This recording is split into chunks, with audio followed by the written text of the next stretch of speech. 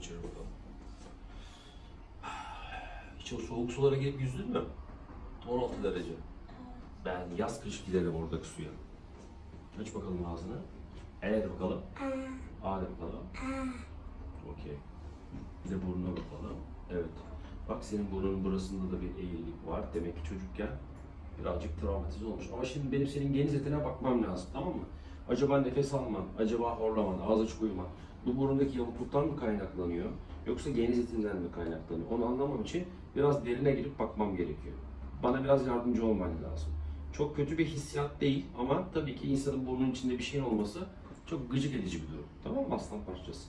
Ama ameliyat olmalı mısın, olmamalı mısın sorusuna cevabı ancak o şekilde veririm. Bu durum çünkü filmde anlaşılmaz. Tamam aslanım.